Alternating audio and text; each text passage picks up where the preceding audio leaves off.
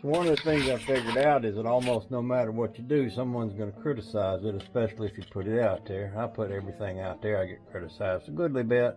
Not too much, but because most people figure I don't really care.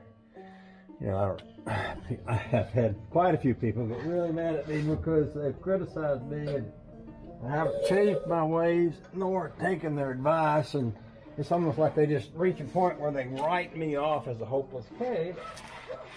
So they realize that no matter how many times or ways they try to tell me how to do right, I won't do right. My mama had that same kind of trouble. When I was a baby, she always wanted me to do right, always wanted to tell me how to do right. In fact, I had an ex-wife like that too. She was really good at telling me what I would be if I would be what I should be, and we didn't last long. I mean, I'm not really good at letting somebody tell me what I should be if I was going to be what they thought I should be. You know, like somebody comes along and they start telling me, hey, if you were the kind of Christian you ought to be, you'd do this, that, and the other. Or they might say, if you're the kind of husband you ought to be, you do this, that, and the other. And you know what? I'd just as soon not be the kind of Christian I ought to be, if being the kind of Christian I ought to be means I have to live and do the things that you think I ought to live and do. So that's just my own little stubbornness. Having said that, I'm showing y'all this, and I'm sure there's plenty of you out there, or maybe there's plenty of people out there who will never comment because I've said that'll be telling, they'll be just pretty beside themselves over what I just did here. And you know what? Everything I just said just applies to that. So if y'all are beside myself because of the way I split that wire and I wired this wire into it and I've got these two wires kind of up under here, then okay. I'm okay with you being I'm okay with you being unhappy with my way of doing things. In fact, I think I read somewhere that, you know, people who have great judgmentalness and desire to do things in a perfect way actually destroy creativity and artisticness by being that way. And so what I'm doing, and I feel like this is one of the goals, one of the things that God gave me in this life is the ability to do things wrong in public so that people could see me doing it wrong and it would give them permission to do something also wrong. Because in the process of doing that, what they're actually doing is they're trying something in a different way, and they may do it in a completely different way than me, but they may do it because they saw me do it, even if they're doing it wrong, or even if they think I was doing it wrong. I got in public radio. I did commentary on public radio for 10 years, and it all started with me hearing some guy that used to do pretty regular commentary on public radio, and I didn't think he was any good at all. Well, I shouldn't be quite so rude, but I didn't think it was very good, that's for sure. And my thinking was, if he can do that and get paid to do that, then I can do something that's at least as good as that, if not better. And if I could get paid to do something like that instead of driving this truck, heck far, I'd go for it. And that's pretty much what I did. I wrote some little commentary stories, and you know, the first two or three didn't get a lot of attention, but then I wrote one that got an awful lot of attention, and this guy at the radio station said, you know, you need to get down here as quick as you can so we can take this thing and get it on the air. Because he liked it. He was excited about what I had done, and I was pretty darn excited because I was about to start getting paid for thinking things up and writing them down while I was driving a truck, instead of getting paid for just driving a truck. So yeah, anyway, that's how I got started doing that. So having said that, I'm going down the left side of the trailer with this brown wire, which runs the running lights, and this yellow wire, which runs the turn signals and brake lights. And I'm going to just continue to go this way because the next light that I have to connect to is back on that back fender. And I kind of like that I've got these these little holes here in this cross member thing I put in here that's made out of an old sign that I can take my wire. See, I've got it all curled up under here and this way and that. Pretty darn unprofessional if you ask me. But I can run this up into that wire there, see, here in that hole, here, and I can bring it up through here, and then I can run it back down through this hole way over here, which gets the wire up in a somewhat pretty protected place. Keep in mind that all of this is up inside the back of the refrigerator, so it's kind of, you know, off the ground and stuff. And then I can come back down through here, like that, and from here I can make the trip over to the fender, because the lights are going to be on the next two lights that I want to hook to are going to be on the fender. So what I've gotten done so far here is I've connected the wire to that front marker light.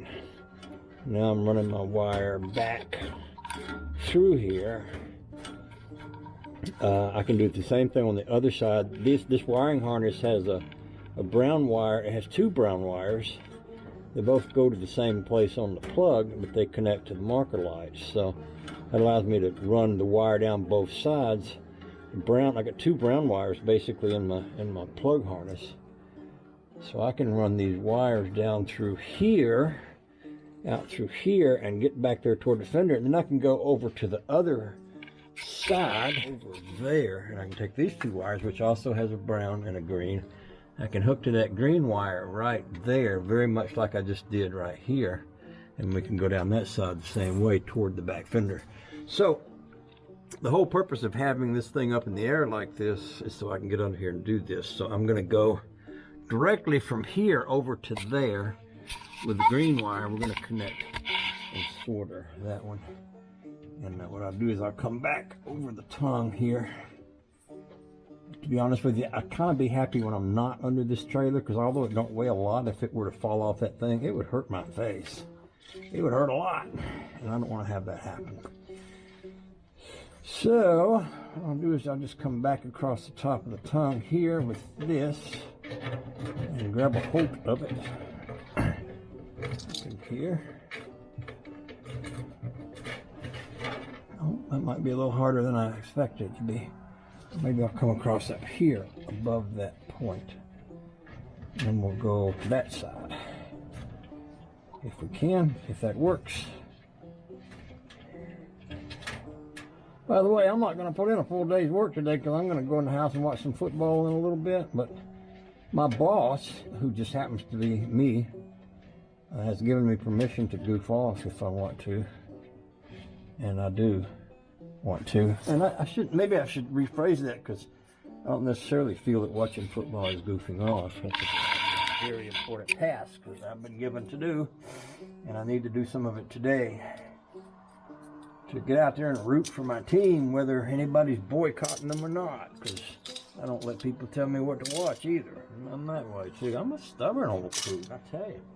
Well, I need to move my soldering iron over there. I'll come out from under here. That will reach from here to there. Let's see if it will.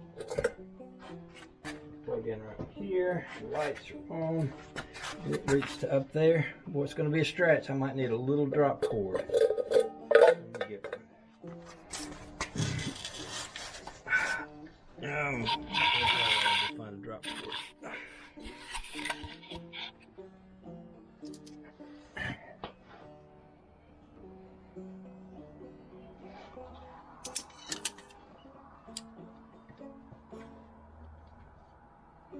By the way, I should probably say this, and my boy would say I'm preaching now. I ain't preaching again, Dad. But they killed Jesus for not doing things the way that people said that he should do them. You know, the scribes and Pharisees, they were basically the religious people of the day. They were the lawyers and the church people and the people who made the rules. And they had a certain amount of power because You know, back in those days, you could be expelled from the community, from the church. You could even be stoned, killed, and Jesus was killed because he had the nerve to say that people didn't need to go to church, and they didn't need to follow the rules of the scribes and Pharisees. They needed to trust in him. They needed to accept the love that he came to earth to bring to us and to follow him. And he said, they will know that you are one of mine by how you love each other. That's how you will be known. Well, that was heresy. It was heretic. Who in the world could ever get away with saying that in a place where the church people could hear them say that? I mean, because basically what he was saying is, people don't need you, church people. People don't need your rules. People don't need you telling them how to live their lives. You can be free and follow me. Do what I'm doing. I'm living free. God is my Father. And he sent me here to tell you that you can be free of all that. Wow.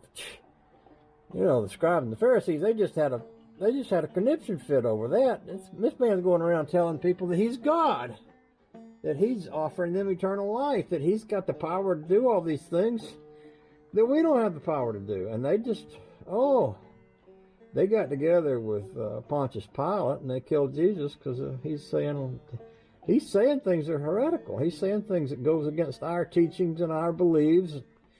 We need him to be arrested. We need him to be beaten.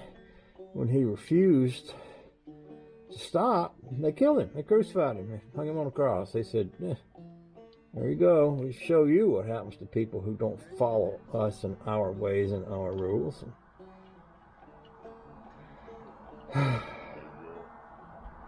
That's what religion, that's what Christianity is all about. Religion's not about that. Religion's about a bunch of rules. Religion says you can't do this, you can't do that. If you do, we're going to throw you out. We'll expel you. We'll give you a bad name. You'll have a bad reputation.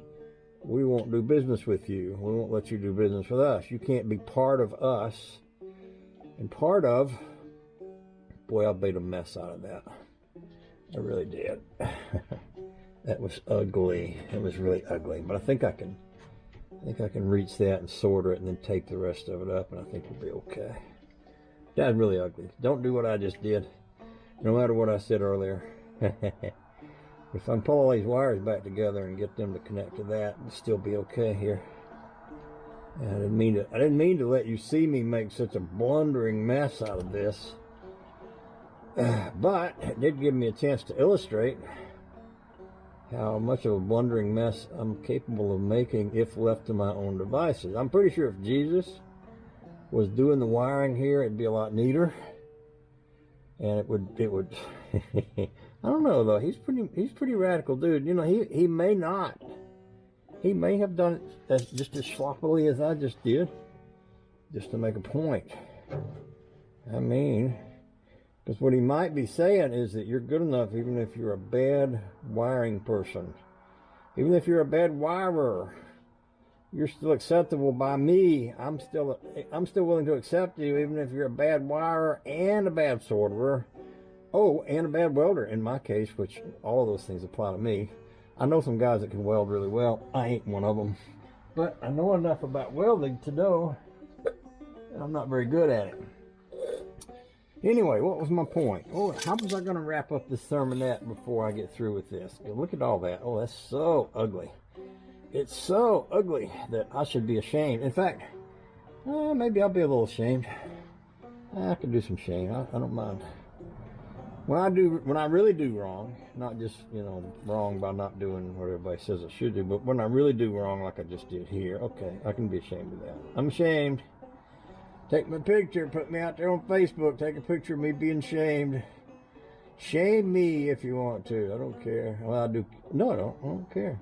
Shame me. Put me on Facebook. Tell the whole world I'm not good enough. You know what? If I'm not good enough, God says I'm good enough for him. God says, I'll still be your buddy. That's kind of the way I am with my friends. You know, I got a lot of friends that ain't good enough for some people, but they work pretty well with me because I got a really low... In fact, some of YouTubers, you know who you are. I've got a really low threshold of expectation. And some of y'all know that, and some of y'all hang out with me because you know that. You figured it out. Yeah, this guy, he'll be friends with anybody. Let's go be friends with him because he's nuts. He's a crazy person. He'll be friends with anybody. We can hang out with him. He won't reject us. He won't run us off just because we ain't perfect. Let's go hang with that guy because he'll let us. He won't run us off. What do you think of that? I'm really getting pretty ashamed of what I just did here. And I know that y'all are watching, and some of y'all are probably gonna go sit your fingers on fire trying to do what I'm doing, and then you'll say it's my fault, and I don't mind that either. No, I do too. Don't sue me.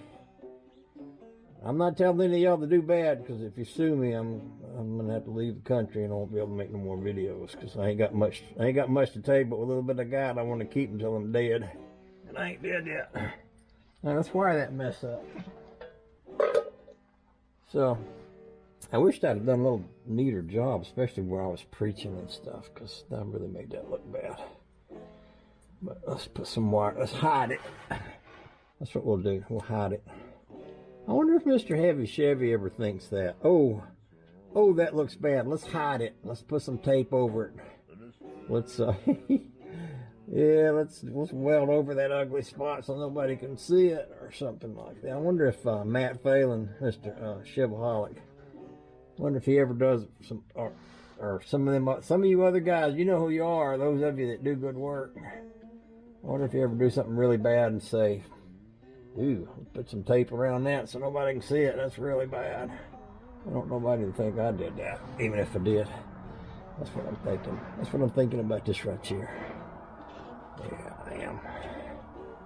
So which side's the sticky side? That side right there. Okay.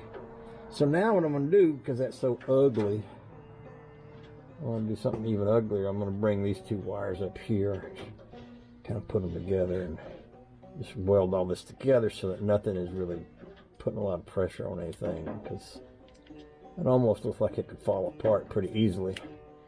So we'll just do this, and we'll take the wire on back that away like we did on the other side. Oh, the joy. Oh, the joy. Yeah, it's pretty ugly. Yeah, it's okay though. So here we go. And we'll take this wire, do the same thing we did on the other side. We'll take this wire back through here, and we'll go over this piece, and we'll kind of wrap it around that.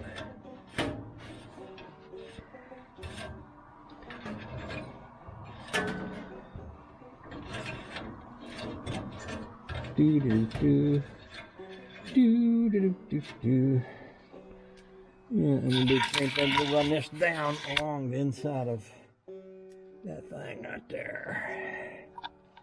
Where am I at here?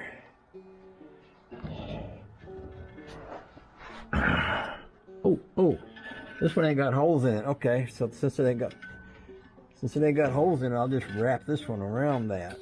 This. See, that other one had holes in it over there. I could run that wire up through the holes. We'll do this, and we'll take it around there again, just for good measure. Back here. We'll do that. And then I'm going to get out from under this thing, let it down, because the rest of the wiring I'm going to be doing is going to be back there. So I'll just fling that wire back that way, and I'll come out from under here. Now, nobody but y'all are ever going to see this, and if you don't tell anybody I did that, they won't know. So, I appreciate if y'all keep it between us, okay? Okay. I get my tape, and my soldering wire, and my Leatherman, and my wire pliers.